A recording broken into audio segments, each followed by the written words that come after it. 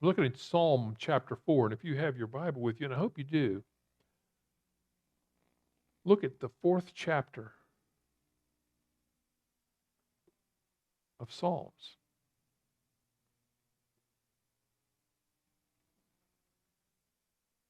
Answer me when I call, O God of my right.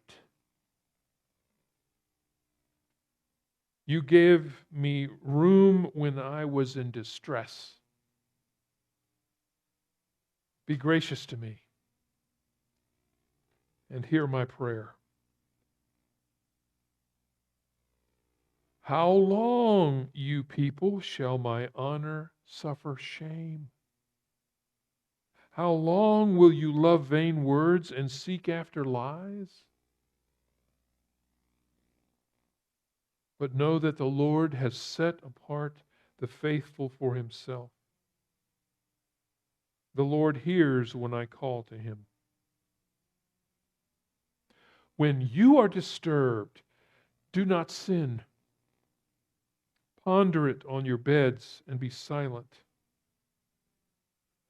Offer right sacrifices and put your trust in the Lord. There are many who say, "Oh, that we might see some good. Let the light of your face shine on us, O Lord." You have put gladness in my heart, more than when their grain and wine abound. I will both lie down and sleep in peace, for you alone, O Lord, make me lie down in safety. In the temple in Jerusalem, the psalmist would cry out and cry and cry and pray for deliverance. The choir would respond, or in the liturgy, you would hear the voice of God responding to the people. That is what we have with the 4th Psalm. This psalm was used in public worship as well as in personal reflection in one's own life. And as always, the psalmist does not beg God for help, but rather is reminding the Lord, just in case he forgot, that we are your covenant people. We come to you because we have come to realize that we are your people, and you are our God. The Creator has established this relationship. Listen to the psalm in chapter 1 again. Answer me when I call on you, O God, of rightness and faith. You took me in when I was troubled. Offer me grace and hear me cry to you.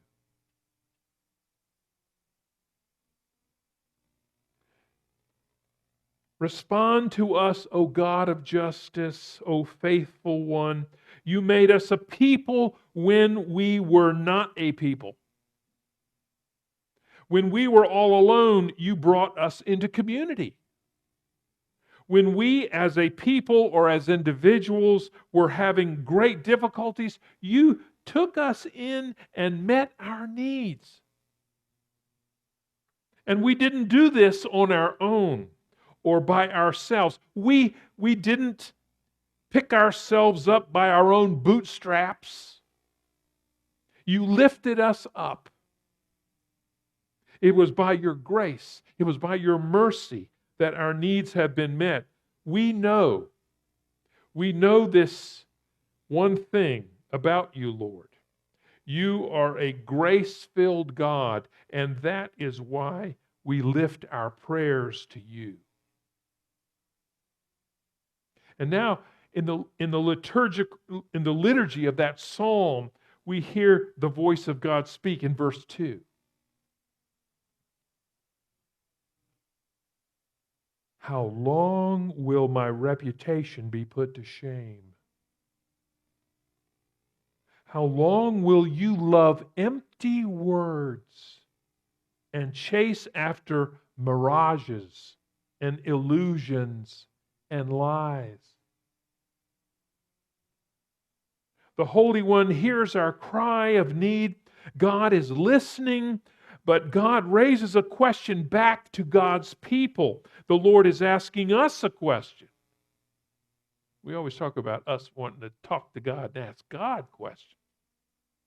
But here in the psalm, God is asking the people a question. The Almighty is saying, I hear your prayers. I know your needs. But what I want to know is, how long are you going to use my name in vain, but never do a thing I say? How long are you going to claim you are my follower, but give your primary allegiance to everything else? Oh Lord, I want to know you. Just don't ask me to read your word. I have no time for prayer. Oh Lord, I want to raise my family to know and love you. But if there are school activities or sports that get in the way of church activities, you know which ones I'm going to choose for my child. I know I have only a brief window of influence on my children that will affect them the rest of their lives. And I'm revealing to them what I think is most important.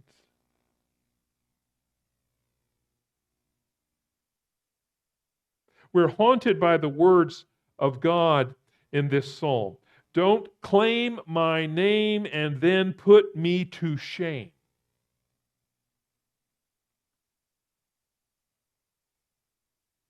You know, a lot of people think the commandment has to do about not taking God's name in vain, has to do with what happens when your hammer slips and you hit your thumb and you let out a blood-curdling curse. Well, now, God does not want us to be cursing and trivializing God's name that way.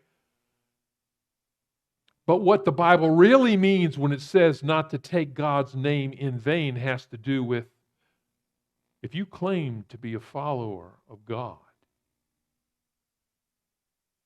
and you live the opposite way, you have taken God's name in vain.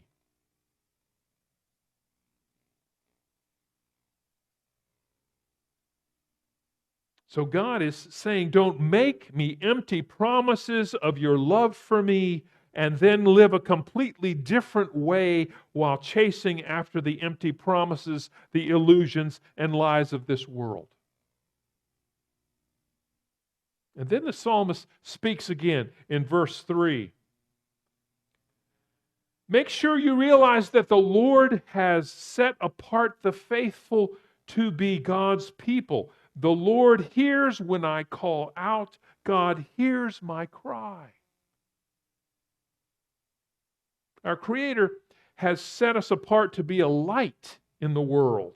We are to be a peculiar people. Now, most of us fit that. We're peculiar, all right. We're to be a peculiar people that are not like everyone else. We are to follow in the way of Jesus. Simply, peacefully together, sharing the love of God with people, always ready to give witness to the hope that is in us. And it is this community of faith that the Lord hears. It is this people whose prayers are heard by God. And then God speaks again to the covenant community in verse 4. When you are disturbed or angry, do not go off half-cocked and sin. Shut your mouth and reflect on it. Sleep on it. Think about it. The word of the Lord to the community of faith: quit your knee-jerk reactions when something upsets you. Don't live to regret the words casually spoken that can never be taken back. Keep your yap shut, or what you email or put on Facebook. And think carefully before you speak, and before you write, and before you type. Don't just hold back for a moment.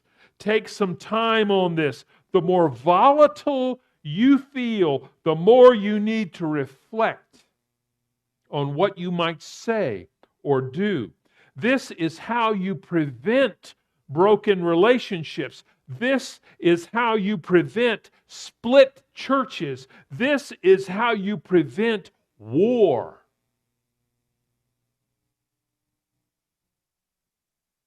That little piece of flesh between our teeth. Oh, what power to bless or to curse.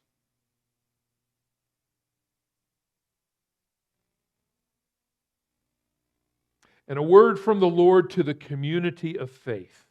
And then the psalmist speaks again in verse 5. Offer sacrifices in the right spirit. Don't just go through the motions. Put your faith in God. When you offer something up to God, don't begrudge the gift you're giving. If you can't give with an open, loving, thankful heart, then don't give. Don't insult God. And don't lie to yourself.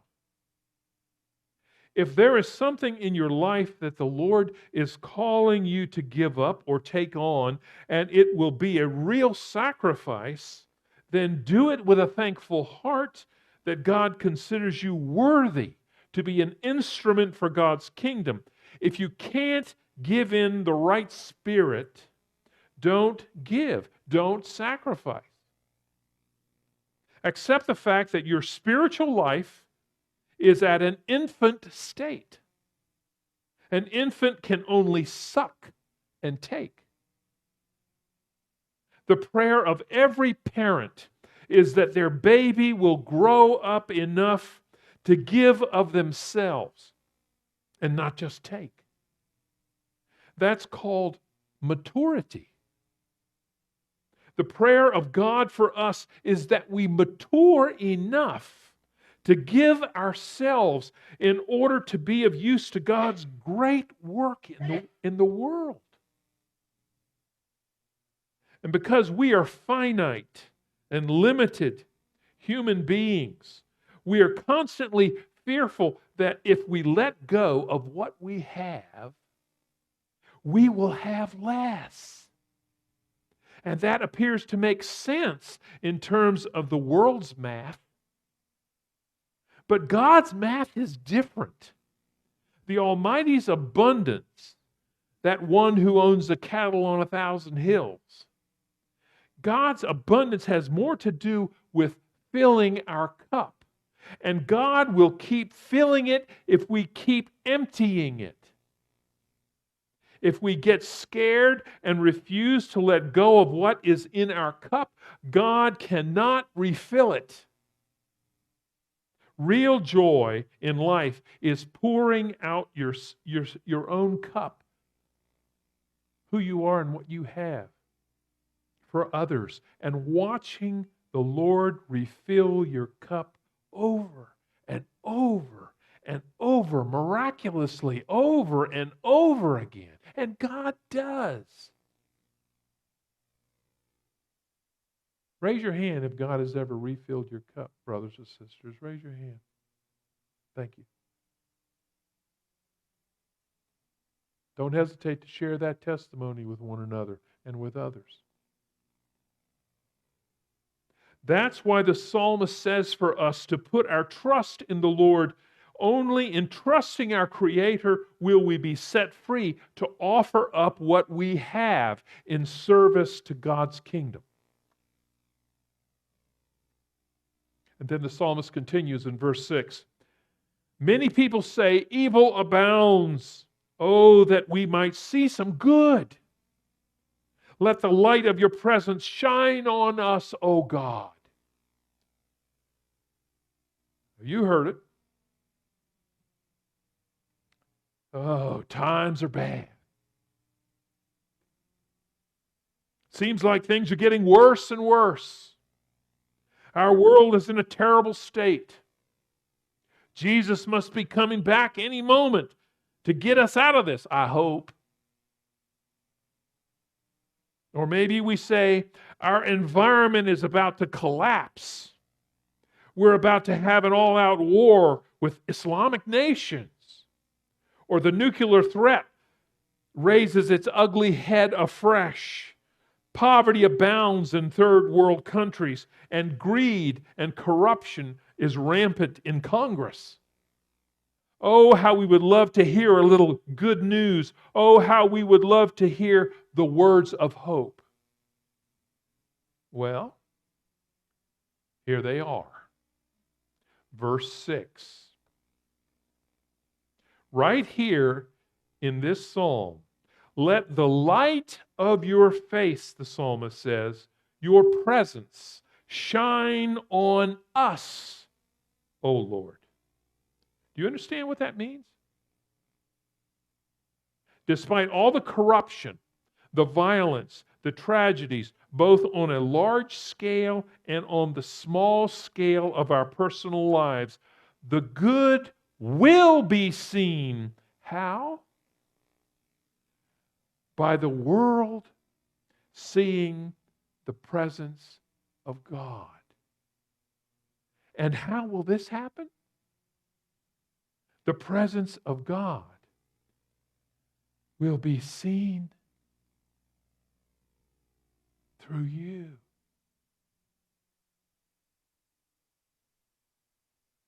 Through you. And through me. That's how they will know our God is real. God's light will shine on us, and God will be seen in the world, in your life and in mine. And this is what the incarnation is all about. God has come in the flesh of Jesus. And when we take on the mind and the spirit of Jesus Christ, He lives in us and through us. And the world sees the presence of the living God afresh and anew in me and in you. Well, you may not think you're much, but give thanks to God for that, because God will get all the glory, because people will see God in you. And this, in the end, will be the good news the world longs for in human flesh, in your flesh. Because Christ dwells in you.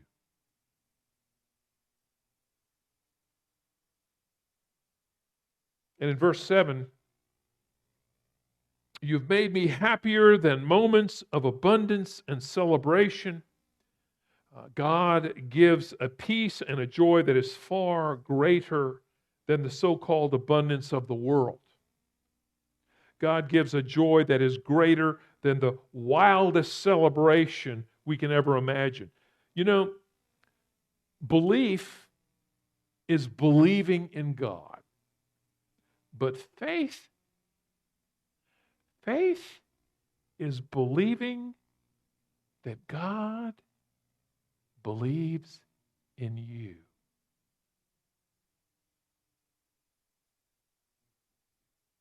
And that makes all the difference.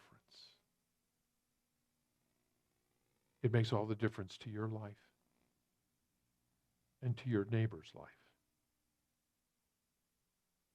That is something to rejoice in. That is something to celebrate. The Almighty Lord of the universe, who set the stars in motion, the sun ablazing, who created all the forces of nature, this same God believes in you. God has made you so valuable that you are a part of the Lord's agenda on this planet. You are a part of how the world will be redeemed. You are to reveal the presence of God on earth through your life. That's something to celebrate. And that is why we live in hope and we live in joy. And finally, in verse 8, it says, I can rest and sleep in peace, for you alone, Lord, are my safe place to rest. There was once a king. Some of you may have heard this story, but I'll repeat it. There was once a king who offered a prize to an artist who could paint the best picture of peace. And many artists tried. And the king looked at all the pictures, but there was only two he really liked, and he had to choose between them. One picture was a very calm lake. The lake was a perfect mirror for peaceful, towering mountains that were all around it. Overhead was a blue sky, fluffy white clouds. All who saw this picture thought that was a perfect picture for peace. The other picture had mountains too, but these were rugged and bare. And above was an angry sky from which rain fell, and in which lightning played. And down the side of the mountain tumbled a foaming waterfall. This did not look peaceful at all. But when the king looked, he saw behind the waterfall a tiny bush growing in a crack in the rock.